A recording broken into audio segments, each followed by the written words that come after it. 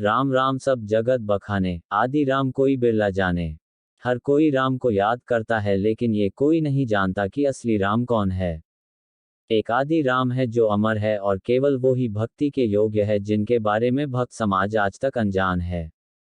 सूक्ष्म वेद में वाणी है। एक राम दशरथ का बेटा, एक राम घट घट में बैठा। एक राम का सकल पसारा, एक राम दुनिया से न्यारा।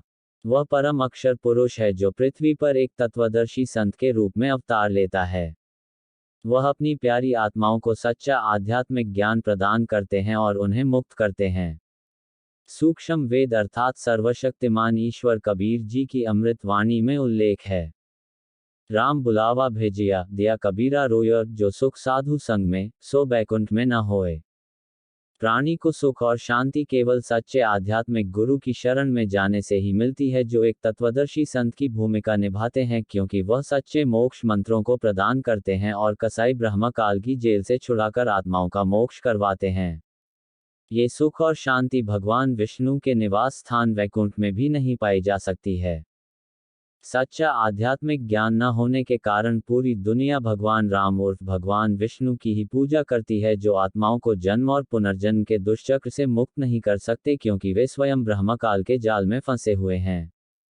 ये लेखन पाठकों को मर्यादा पुरुषोत्तम राम जी के जीवन का अवलोकन कराएगा, जिनकी पूजा मासूम भक्त युगों युगों से बड़ी श्रद्धा के साथ करते आ रहे थे, यह मानते हुए कि वह एक दिव्य पुरुष थे। जबकि महाकाव्य रामायण और अन्य पवित्र शास्त्रों के तथ्य ये स्पष्ट करते हैं कि आदि राम जो परम शाश्वत स्थान सतलोक के शिखर यानी सातवें आसमान में रहते हैं, वे अमर सतपुरुष ही केवल पूजा करने के योग्य हैं। वह सर्वव्यापी और सर्वज्ञ हैं। Mister Surendra crime YouTube channel में आपका स्वागत है। अभी तक लाइक सब्सक्राइब नहीं किए हो तो कृपया करके लाइक कैरन सब्सक्राइब करिए। चलिए आगे की कहानी सुनाते हैं। इसका उल्लेख सूक्ष्म वेद में किया गया है। एक राम दशरथ का बेटा, दूजा सकल पसारा, तीजा घट घट का वासी, चौथा दुनिया से न्यारा। आइए तथ्यों के आधार से निम्नलिखित बिंदुओं पर ध्यान केंद्रित करते हैं और अध्ययन करते हैं कि आराध्य राम कौन है। नारद मुनि का भगवान विष्णु को श्राप देना। भगवान राम का 14 वर्ष का वनवास। ब्रह्मकाल का जाल जब भगवान राम ने देवी पार्वती को पहचाना। भगवान राम का राजा बाली को धोखे से मारना। राम सेतु का निर्माण किसने किया था, भगवान राम या आदि राम ने? गरुड़ ने श्री राम को नाग फांस से मुक्त कराया। श्री राम जी ने आदि राम जी की कृपा से रावण का वध किया। भगवान राम द्वारा सीता जी की अग्नि परीक्षा लेना। श्री राम और सीता जी ने वफादार भक्त हनुमान जी का अपमान किया। श्री राम और सीता जी की मृत्यु कैसे हुई? राजा बाली ने द्वापर युग में श्री राम जी से बदला क्यों लिया? क्या श्री राम जी की पूजा से मुक्ति संभव है?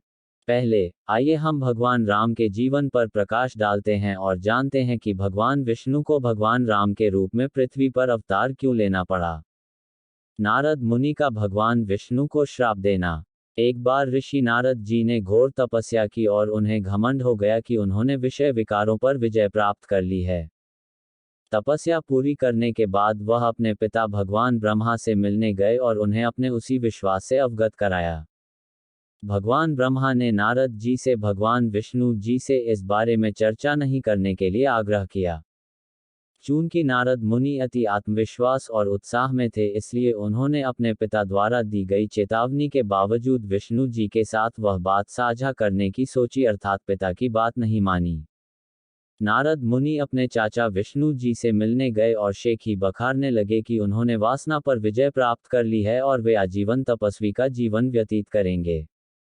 नारद मुनि के अभिमान और गलतफहमी को दूर करने के लिए विष्णु जी ने एक मायावी दुनिया रची जहां पर एक सुंदर राजकुमारी का स्वयंवर आयोजित किया गया था और दूर दूर के प्रसिद्ध शासक राजकुमारी से विवाह करने आए थे। ऐसा भव्य उत्सव और तैयारियों को देखकर नारद मुनि राजकुमारी से विवाह करने के लिए उत्साहित हो गए। भगवान विष्णु का रूप मनमोहक है। नारद जी ने विष्णु जी को याद किया और उनसे उनका हरि रूप उन्हें प्रदान करने के लिए इच्छा जाहिर की। संस्कृत में हरि का अर्थ बंदर होता है। भगवान विष्णु ने चतुराई से तथास्तु कहकर सहमति दी और नारद जी का चेहरा वानर की तरह परिवर्तित हो गया, जिससे नारद जी अनजान थे। स्वयंवर का समय आ गया और राजकुमारी ने शाही दरबार में प्रवेश किया। नारद जी कतार में खड़े थे और राजकुमारी की प्रतीक्षा कर रहे थे कि वह उन्हें माला पहनाए। वह पास आई, ऋषि नारद को देखकर भी अनदेखा कर आगे की ओर चली गई। नारद मुनि चौंक गए कि राजकुमारी ने उनकी उपेक्षा क्यों की। दूसरा मौका देते हुए नारद मुनि एक और पंक्ति में आगे बढ़े, जहां राजकुमारी को अगले पल पहुंचना था। दूसरी बार भी राजकुमारी ने नारद जी को नजरअंदाज कर दिया। तब उनके पास खड़े किसी व्यक्ति ने नारद जी के बंदर रूप का मजाक उड़ाया, जिससे नारद मुनि नाराज हो गए। तब उग्र नारद मुनि ने भगवान विष्णु को श्राप दिया, तुम अपनी पत्नी के वियोग में एक पूरा मानव जीवन व्यतीत करोगे और मेरी ही भांति वियोग का दर्द झेलोगे और बंदर जैसे मुख वाले प्राणी तुम्हारी मदद करेंगे। टिप्पणी। पुण्य आत्माओं, यहाँ साधकों को ब्रह्मकाल के भयंकर जाल को समझने की आवश्यकता है। वह धोखेबाज है। वह इस तरह की रणनीति निभाता है। सबसे पहले ब्रह्मकाल ने विष्णु जी को नारद जी के घमंड को कुचलने के लिए प्रेरित किया, जिससे विष्णु जी ने एक मायावी दुनिया रची। फिर नारद जी ने विष्णु जी के समान सुंदर दिखने की इच्छा से उनका आह्वान किया। विष्णु जी ने नारद जी के साथ छल किया, जिसके परिणामस्वरूप नारद जी ने विष्णु जी को श्राप दिया। ब्रह्मकाल के 21 ब्रह्मांडों में विष्णु जी केवल सतोगुण विभाग के स्वामी हैं। उनके पास विभिन्न प्रकार की सीमित शक्तियां हैं। यहाँ तक कि ऋषि नारद भी कोई सामान्य व्यक्ति नहीं है। लेकिन विडंबना यह है कि त्रिलोकीय विष्णु जी नारद मुनि द्वारा दिए गए श्राप के प्रभाव को निष्प्रभावी नहीं कर सके और श्री राम के रूप में मानव जन्म में पीड़ित हुए। सर्वशक्तिमान कबीरदेव अपनी अमृतवाणी में बताते हैं, तुम कौन राम का जपते जापम, ताते कटे ना ये तीनों तापम। आप किस राम भगवान की पूजा करते हैं जो आपको 3 ताप यानी अभिशाप से राहत नहीं दिला सकते। ये दर्शाता है कि उनकी पूजा का तरीका सही नहीं है और वे सर्वोच्च नहीं हैं। हमारा रिमोट कंट्रोल कसाई काल के हाथ में है, जो हमारे कर्मों को बिगाड़ता है और फिर 84 लाख जीवों की प्रजातियों में दर्द सहन करा के हमें अपने लोक में भी प्रताड़ित करता है। यहाँ तक कि विष्णु भगवान भी इससे नहीं बचे हैं। महत्वपूर्ण 3 ताप यानी अभिशाप केवल सद्गुरु की शरण लेने और सत्य भक्ति करने से ही निष्प्रभावी होते हैं। सद्गुरु भक्ति मार्ग में महत्वपूर्ण भूमिका निभाते हैं। यहाँ तक कि भगवान राम और भगवान कृष्ण ने भी गुरु धारण किए थे। सर्वशक्तिमान कबीरदेव सूक्ष्म वेद में बताते हैं, राम कृष्ण से कौन बढ़ो, तीनों भी गुरु कीन। 3 लोक के वे धनी, गुरु आगे अधीन। श्री राम और श्री कृष्ण 3 लोक के स्वामी थे। उन्होंने भी गुरु धारण किया और अपने गुरु की अनुमति से अपने सभी कार्यों को पूरा किया, भक्ति भी की और अपने मानव जन्म को अभिप्रायपूर्ण भी बनाया। कबीर। राम कृष्ण बड़े, तिन्हुपुर राजा। तिन गुरु बंद कीन्ह निज काजा। रामचंद्र जी को गुणों के प्रतीक के रूप में चित्रित किया जाता है। इसके अलावा इस लेख के माध्यम से हम ये भी अध्ययन करेंगे कि भगवान विष्णु पर नारद मुनि के श्राप का प्रभाव शैतान ब्रह्मकाल द्वारा कैसे उनके मानव जन्म रामचंद्र जी पर रचा गया था। भगवान राम का 14 वर्ष का वनवास। श्री रामचंद्र जी की सौतेली मां कैकेयी ने अपने पति राजा दशरथ को आदेश दिया कि वह रामचंद्र जी को 14 वर्ष के लिए राजगद्दी का अपना अधिकार त्यागने और वनवास जाने का फरमान सुनाए। एक आदर्श पुत्र के रूप में रामचंद्र जी ने पूर्ण समर्पण के साथ अपने पिता के अनिच्छुक निर्णय को स्वीकार कर लिया और अपनी पत्नी सीता और छोटे भाई लक्ष्मण के साथ 14 वर्ष के लिए अयोध्या छोड़ वन की ओर प्रस्थान किया। नारद मुनि का श्राप सत्य प्रतीत होने लगा। ये सब शैतान ब्रह्मकाल का जाल था। सर्वशक्तिमान कबीर जी की अमृतवाणी सूक्ष्म वेद में इसका उल्लेख किया गया है। कबीर। वाशिष्ठ मुनि से तत्वेता ज्ञानी, शोध कर लग्न धरे। सीता हरण मरण दशरथ को, बन बन राम फिरे।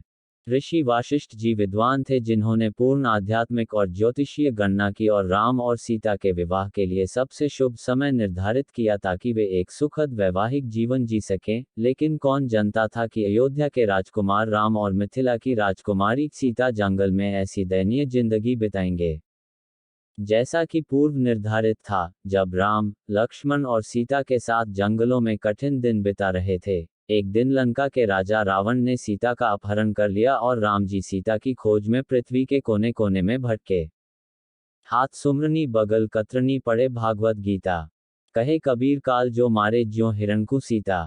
ऐसे ही ब्रह्म काल धोखा देता है। रावण के मामा मारीची ने स्वर्ण मृग का रूप धारण कर लिया। सीता मोहित हो गई और वह उस मायावी मृग को पाना चाहती थी जो सीता के अपहरण का कारण बन गया। साधु संत माला जप कर और गीता पढ़कर खुद को बुद्धिमान मानते हैं, लेकिन वास्तविकता यह है कि वे सभी अज्ञानी हैं। सर्वशक्तिमान कबीर जी अपनी अमृत वाणी में बताते हैं कि काल जीवों को गुमराह करता है। सीता का अपहरण ब्रह्म काल का एक सुनियोजित षड्यंत्र था, जिसमें श्री राम एक कमजोर और असहाय पति के रूप में उभर कर आते हैं और भाग्य के हाथों एक कठपुतली बन जाते हैं। कृपया विचार करें, श्री रामचंद्र उर्फ विष्णु जी यह नहीं पहचान सके कि सीता का अपहरण किसने किया। एक पक्षी जटायु ने श्री राम जी को बताया कि लंका के राजा रावण ने माता सीता का अपहरण किया है। जब मैंने बचाने की कोशिश की तो रावण ने मेरे पंख काट दिए। त्रिलोकी विष्णु अर्थात श्री रामचंद्र जी को यह बात पता नहीं थी। इससे साबित होता है कि वह कितने असहाय थे। जरूर विचार करें, क्या श्री राम जी को दिव्य मानव माना जाना चाहिए? क्या श्री राम जी को भगवान की श्रेणी में गिना जाना चाहिए? ब्रह्म काल का जाल जब भगवान राम ने देवी पार्वती को पहचान लिया था। जब भगवान राम सीता जी के खो जाने का शोक मना रहे थे, तब शिव जी शिवलोक में देवी पार्वती के साथ अपने बड़े भाई विष्णु जी राम को देख रहे थे। शिव जी ने उन्हें प्रणाम किया, तब पार्वती जी ने शिव जी से पूछा, भगवान आपने किसको प्रणाम किया? शिव जी ने कहा, पृथ्वी पर एक संत के रूप में प्रच्छन्न मनुष्य वास्तव में भगवान विष्णु हैं। उसकी पत्नी सीता खो गई है, इसलिए विष्णु जी उदास हैं। देवी पार्वती को शंकर जी की यह बातें सुनकर आश्चर्य हुआ। भगवान कैसे रो सकते हैं और कैसे असहाय हो सकते हैं? देवी पार्वती ने कहा, मुझे विश्वास नहीं होता, मैं विष्णु जी की परीक्षा लूंगी। शिव जी ने पार्वती को ऐसा न करने की चेतावनी दी, लेकिन शिव जी के जाने के बाद पार्वती ने सीता का रूप धारण कर लिया और पृथ्वी पर चली गईं, जहां विष्णु अकेले विलाप कर रहे थे। धोखेबाज काल छलिया है, वह बेईमानी करता है, उसके हाथ में सबका रिमोट है। जिस क्षण पार्वती जी श्री राम के सामने गईं, उन्होंने पार्वती जी को पहचान लिया कि वह सीता नहीं बल्कि देवी पार्वती हैं, और उन्होंने पूछा, माता आप अकेली कैसे आईं? शिव जी को कहाँ छोड़ आईं? पहचान होने की वजह से देवी पार्वती बेहद शर्मिंदा हुईं। जब वह वापस गई तो भगवान शिव ने आसानी से पहचान लिया कि देवी पार्वती ने उन्हें धोखा दिया है, और दी गई चेतावनी के बावजूद वे विष्णु जी की परीक्षा लेने गई थीं। शिव जी नाराज हो गए क्योंकि देवी पार्वती ने उनके बड़े भाई की पत्नी सीता जी का रूप धारण किया था, इसलिए उन्होंने पार्वती जी को अपनी पत्नी स्वीकार करने से इनकार कर दिया, क्योंकि अब वह मां के रूप में सम्मानित हैं। इसके बाद हताश शिव तपस्या के लिए चले गए। माता पार्वती को अपने किए का पछतावा हुआ, लेकिन तब तक बहुत देर हो चुकी थी। वह भी शिवलोक छोड़कर अपने माता पिता के घर पर रहने के लिए चली गईं। जब देवी पार्वती अपने माता पिता के घर गईं तो उन्होंने देखा कि उनके पिता दक्ष ने एक भव्य धार्मिक यज्ञ का आयोजन किया है, जिसमें उन्होंने सभी देवताओं, प्रसिद्ध राजाओं, संतों आदि अनेक गणमान्य व्यक्तियों को आमंत्रित किया हुआ है, लेकिन भगवान शिव और उनकी उपेक्षा की। दक्ष ने शिव पार्वती के विवाह से खुश नहीं होने के कारण पार्वती का अपमान भी किया। अपने पिता के व्यवहार से क्रोधित पार्वती अग्नि कुंड में कूद गईं और खुद को जला दिया। जब शिव जी को इस बारे में पता चला तो उन्होंने दक्ष के सिर को काट दिया। विचार करें, वही भगवान राम जो यह नहीं जान सके कि सीता का अपहरण किसने किया, और जंगलों में भटकते हुए हर किसी से पूछते रहे हैं कि क्या कोई जानता है कि सीता कहाँ है, और वह देवी पार्वती की पहचान कर लेते हैं जब वह सीता के रूप में उनके समक्ष आई थी। कैसे? ब्रह्म काल का जाल खतरनाक है। उन्होंने राम को उस क्षण दिव्य दृष्टि प्रदान कर दी जिससे उन्होंने देवी पार्वती को पहचाना लिया। बाद में देवी पार्वती शर्मिंदा हुई। उनके इस कृत्य से शिव जी नाराज हो गए, जिन्होंने पार्वती जी को त्याग दिया और तपस्या करने लगे। पार्वती जी ने आत्मदाह किया, शिव ने दक्ष को मार दिया। काल ने पूरे कृत्य की साजिश रची जो घातक साबित हुई। इस तरह काल निर्दोष प्राणियों के जीवन को बर्बाद कर देता है और उनके खाते में पापों को शामिल करता है जिन्हें उन्हें वहन करना पड़ता है। भगवान राम, जो महाकाव्य रामायण के नायक हैं, वह सभी आत्माओं की भांति ब्रह्म काल के हाथों की एक कठपुतली बनकर उभरे और भक्तों का मानना है कि भगवान श्री राम सर्वशक्तिमान थे। सूक्ष्म वेद में उल्लेखित वाणी है, जापल दर्शन साधु का, तापल की बलिहारी। राम नाम रसना बसे, लहजे जन्म सुधारी। अर्थ, वह क्षण सराहनीय है जब कोई व्यक्ति तत्वदर्शी संत जो आदि राम का प्रतिनिधि होता है, की शरण ग्रहण करता है, क्योंकि केवल सच्ची उपासना की शक्ति से ही काल के जाल से आत्माओं को राहत मिलती है। इस प्रकार मनुष्य का कल्याण होता है। इसलिए साधकों को आदि राम की पूजा करनी चाहिए। भगवान राम का राजा बाली को धोखे से मारना। महाकाव्य रामायण की रचना मूल रूप से ऋषि वाल्मीकि द्वारा संस्कृत में की गई थी और बाद में इसे विभिन्न भाषाओं में रूपांतरित किया गया, जिनमें तुलसीदास जी द्वारा रचित रामचरितमानस सबसे प्रसिद्ध है। रामायण में एक प्रकरण आता है जब भगवान राम ने राजा बाली, जो इंद्र के पुत्र और अंगद के पिता थे, उनको धोखा दिया था। एक पेड़ की ओट लेकर उन पर छिपकर वार किया और बाली को मार डाला, क्योंकि बाली में अलौकिक शक्ति थी। अगर कोई एकल युद्ध में उनके साथ युद्ध करता है तो सामने वाले व्यक्ति की शक्ति का आधा हिस्सा बाली में प्रवेश कर जाता था। जबकि बाली और भगवान राम दुश्मन नहीं थे। भगवान राम ने अपने स्वार्थ के कारण बाली को धोखा दिया, क्योंकि बाली के भाई सुग्रीव ने अपनी पूरी वानर सेना के साथ सीता जी की खोज और वापसी में श्री राम की मदद करने का वचन दिया था। इससे त्रिलोकीय विष्णु जी कितने शक्तिवान हैं इसका सहज में ही अंदाजा लगाया जा सकता है, जो बाली को सामने से युद्ध में परास्त करने में सक्षम नहीं थे। भगवान राम द्वारा राजा बाली को धोखा देने का ये कृत्य एक कायरतापूर्ण कृत्य था जो बेहद शर्मनाक है। कृपया विचार करें। भक्त राम को दिव्य पुरुष मानते हैं जो मानवीय और दैवीय दोनों की शक्तियों से सुसज्जित होने की मिसाल हैं। ऐसे दिव्य मानव अर्थात श्री राम जी ने कायरतापूर्ण कार्य किया। यदि वह इतने शक्तिशाली थे तो उन्हें सामने से एक बहादुर योद्धा की तरह बाली से लड़ना चाहिए था। ये प्रकरण फिर से साबित करता है कि भगवान राम बाली का सामना करने में असमर्थ थे, इसलिए छिपकर बाली की हत्या कर दी।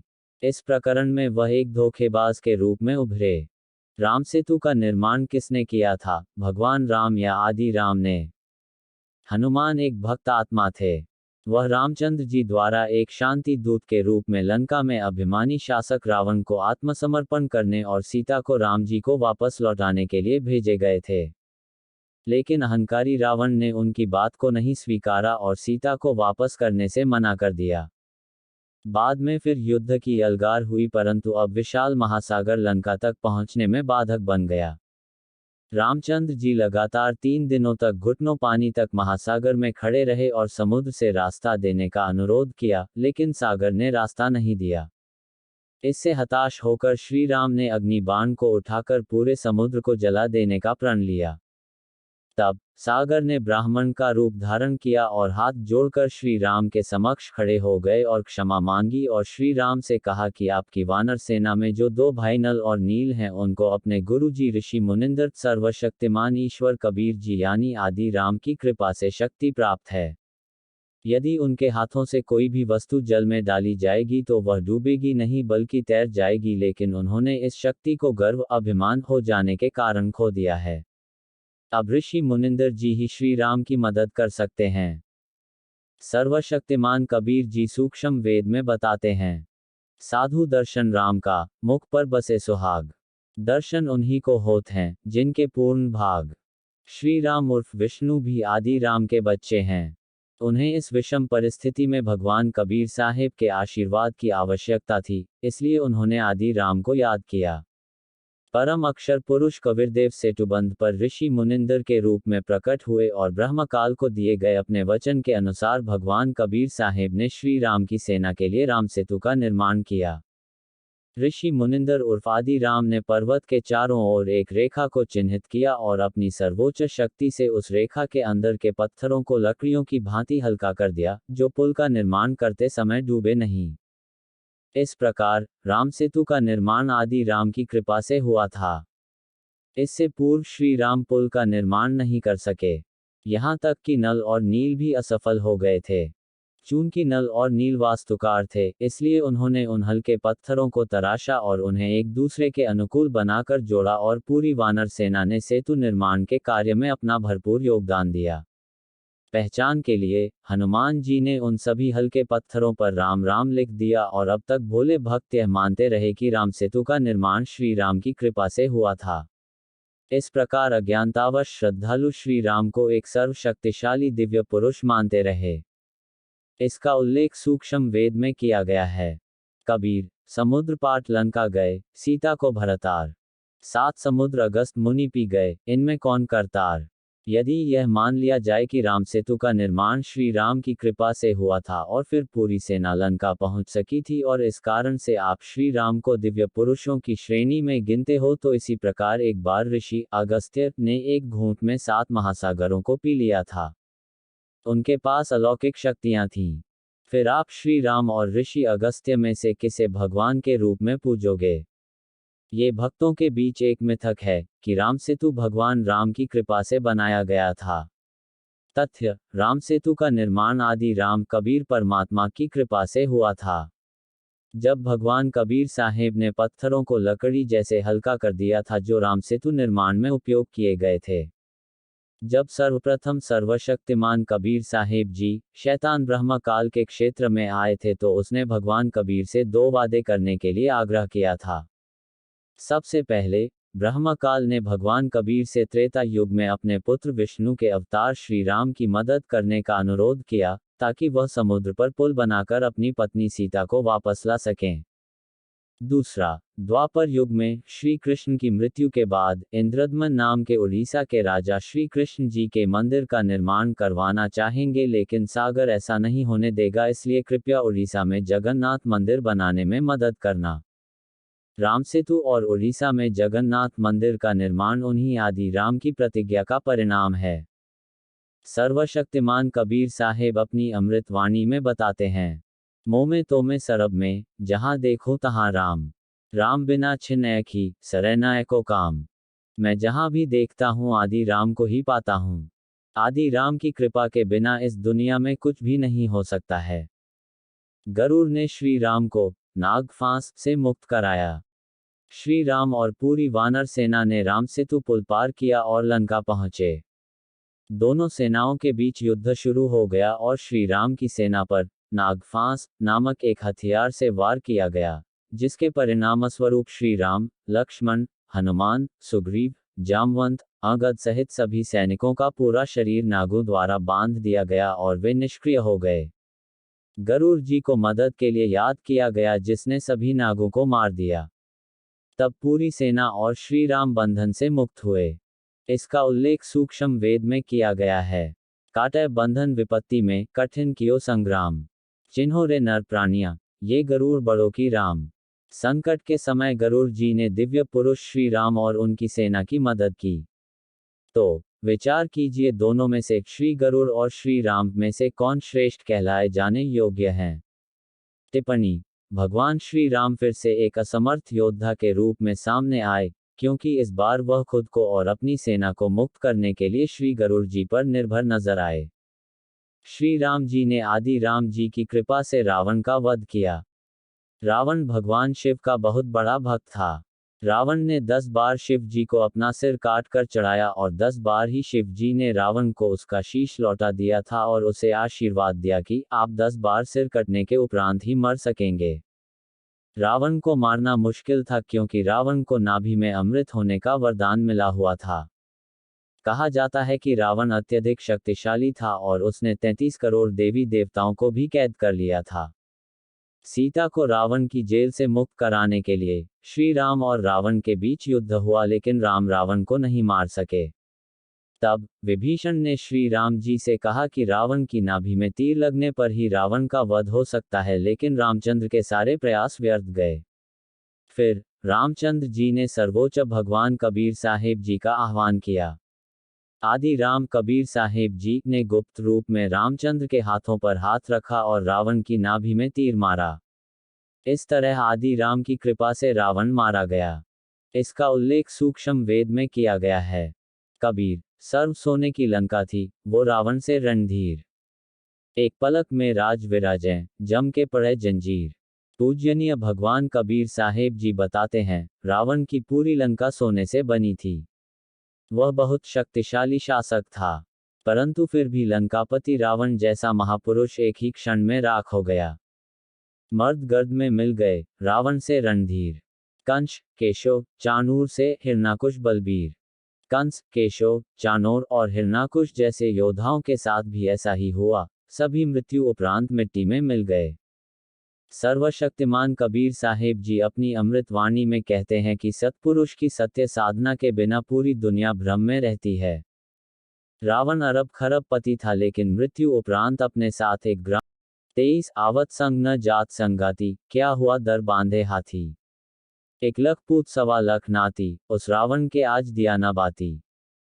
इसलिए भगवान कबीर साहेब जी गुमराह और आध्यात्मिक रूप से मृत आत्माओं को जगाते हैं और उन्हें आदि राम की सत्य साधना करने के लिए प्रेरित करते हैं और कसाई ब्रह्मा काल के जाल से छुटकारा दिलवाते हैं।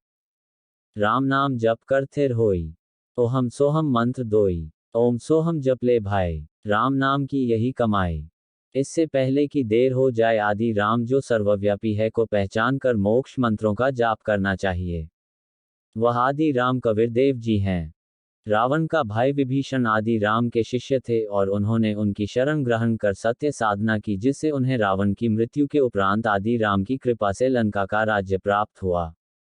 टिप्पणी: श्री राम उर्फ श्री विष्णु ने 14 वर्ष के वनवास के दौरान अपने मानव जन्म में बहुत कष्ट झेले। नारद मुनि का श्राप सच हो गया। भगवान राम द्वारा सीता जी की अग्नि परीक्षा लेना। युद्ध समाप्त हो गया, रावण मारा गया और सीता जी को रावण की कैद से छुड़ा लिया गया। जब सीता जी वापस लौटी तो श्री रामचंद्र जी ने सीता जी की अग्नि परीक्षा ली। ये क्रिया कई लोगों की उपस्थिति में हुई। सीता जी अग्नि परीक्षा में सफल हुई। तब भगवान राम ने सीता जी को स्वीकार किया और रावण के विमान में लक्ष्मण और हनुमान के साथ अयोध्या वापस लौट आए। एक दिन जब राम अयोध्या में विचरण कर रहे थे, तब उन्होंने एक धोबी को अपनी पत्नी के साथ झगड़ा करते सुना, क्योंकि वह अपने पति की सहमति के बिना घर छोड़कर चली गई थी। धोबी ने अपनी पत्नी को ये कहते हुए स्वीकार करने से इनकार कर दिया कि वह श्री राम जैसा मूर्ख नहीं है, जिसने सीता को 12 वर्ष तक लंका में अपने पति राम के बिना अन्य व्यक्ति रावण के साथ रहने के बावजूद भी स्वीकार किया। ऐसे शब्द सुनकर राम शर्मिंदा हो गए और वापस महल में आकर राम जी ने लक्ष्मण जी को पूरी बात बताई कि नगरवासी सीता की पतिव्रता होने के बारे में कैसे गपशप कर रहे हैं। इस घटना ने श्री राम जी को व्याकुल कर दिया। उन्होंने तुरंत ही सीता जी को महल में बुलाया। सीता जी उस वक्त गर्भवती थी, लेकिन राम जी ने इस पर कोई भी विचार नहीं किया और सीता जी को महल से निष्कासित कर दिया। सीता जी द्वारा कई बार विनती करने के बाद भी राम जी ने कोई मानवीय व्यवहार संवेदनशीलता नहीं दिखाया। इस घटना के उपरांत सीता जी ने अपना शेष जीवन वनवास में व्यतीत किया। भगवान राम ने ये कहते हुए सभा छोड़ दी कि मैं आलोचना का विषय नहीं बनना चाहता। मेरा वंश कलंकित हो, कृपया विचार करें। श्री राम का मर्यादा पुरुषोत्तम के रूप में अभिवादन किया जाता है। श्री राम ने सीता जी की अग्नि परीक्षा ली थी, बावजूद इसके कि वो सफल हुई। श्री राम जी ने उन्हें धोबी के व्यंग्य करने की वजह से जब वह गर्भवती थी तब महल से निष्कासित कर दिया। टिप्पणी: श्री राम एक राजा कहलाने लायक भी नहीं थे और हम सच्चे आध्यात्मिक ज्ञान की कमी के कारण युगों से उन्हें भगवान मान रहे हैं। जब वह अपने निर्णय पर अडिग नहीं रह सके तो उन्हें अग्नि परीक्षा के नाटक की क्या आवश्यकता थी। ये तथाकथित मर्यादा पुरुषोत्तम श्री राम का बेहद शर्मनाक कृत्य था। इसका उल्लेख सूक्ष्म वेद में किया गया है। गोरख से ज्ञानी घने, सुखदेव जति जहान, सीता सी बहु भारिया, संत दूर स्थान। गोरखनाथ जैसे कई बुद्धिमान पुरुष आसानी से मिल सकते हैं, इसी प्रकार जति पुरुष और सीता जैसी सती महिलाएं भी बहुत आसानी से पाई जा सकती हैं, लेकिन सच्चे संत का मिलना दुर्लभ है। ये ब्रह्म काल का एक विशाल जाल है जिसे साधकों को समझने की आवश्यकता है। सूक्ष्म वेद में बताया गया है, लोक लाज मर्याद जगत की, तरन जो छोड़ बगावे। कामनी कनक जहर कर जाने, वो शहर अगमपुर जावे। जब कोई राम भगत गत पावे। साधकों को सलाह है कि उन्हें जगत की झूठी मर्यादाओं को त्याग कर अपने आत्म कल्याण पर ध्यान केंद्रित करना चाहिए और सच्चे संत के बताए अनुसार भक्ति करनी चाहिए, जिससे वह हमलोक की प्राप्ति कर आदि राम को पा सकें। सूक्ष्म वेद में बताया गया है, राम नाम जपते रहो जब तक घट में प्राण, कभी तो दीनदयाल के भनक पड़ेगी कान। केवल सच्चे संत यानी सद्गुरु ही आत्माओं को इस तरह के डैक से उभारने में मदद करते हैं और मोक्ष प्राप्ति के लिए सही तरीका बताते हैं। इसलिए विश्वास के साथ आदि राम की भक्ति अंतिम श्वास तक करें। एक दिन वह निश्चित रूप से आशीर्वाद देंगे और अपने प्रिय भक्त की आत्मा को राहत देंगे और सतलोक ले जाएंगे। श्री राम और सीता जी ने वफादार भक्त हनुमान जी का अपमान किया। हनुमान श्री राम के सच्चे भक्त थे। एक दिन सीता जी ने श्री राम जी से कहा कि वह युद्ध में लड़ने वालों को पुरस्कृत करना चाहती हैं। सीता जी ने हनुमान जी को अपना कीमती मोती का हार भेंट किया। हनुमान जी ने हार को तोड़ दिया और मोतियों को कुचल दिया और सीता जी से कहा कि यह हार उनके लिए बेकार है क्योंकि उनके भगवान श्री राम इन मोतियों में नहीं हैं। सीता जी ने नाराज होकर हनुमान जी को डांटा, हे मूर्ख, तुमने इतना कीमती हार नष्ट कर दिया, तुमने केवल बंदर की तरह ही व्यवहार किया, मेरी आंखों से दूर चले जाओ। हनुमान जी ने कहा, जिस वस्तु में राम जी का नाम अंकित नहीं वह मेरे किसी काम की नहीं है। मैं जांच कर रहा था कि क्या श्री राम नाम इन मोतियों में अंकित हैं। तब सीता जी ने कहा, क्या आपके शरीर में राम का नाम लिखा है? आप अपना शरीर क्यों नहीं त्याग देते? ये सुनकर उसी क्षण हनुमान जी ने अपना सीना चीर दिया और दिखाया कि इसमें राम राम लिखा हुआ है। ये सब श्री राम जी की मौजूदगी में हुआ, लेकिन वह शांत रहे और अपने सबसे वफादार भक्त का समर्थन भी नहीं किया जिसने संकट के समय श्री राम जी की मदद की और सीता जी को रावण की कैद से मुक्त कराया। हनुमान ने श्री राम और लक्ष्मण को अहिरावण की कारागार से भी बचाया था, जब अहिरावण ने महामाया देवी को बलिदान देने के लिए उनका अपहरण कर लिया था। हनुमान जी, श्री राम और सीता जी दोनों के व्यवहार से बहुत आहत हुए और उन्होंने इसके बाद अयोध्या को त्याग दिया।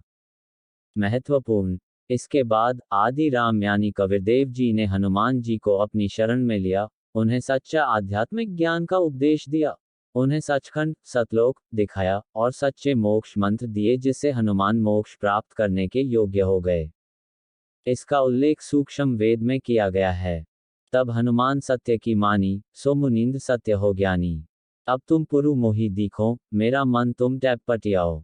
कैसी विद्या समरथ को जान, सो कुछ मोहि सुनी गया ना। तब हनुमान जी ने माना कि श्री राम नहीं बल्कि आदि राम ही भक्ति के योग्य हैं।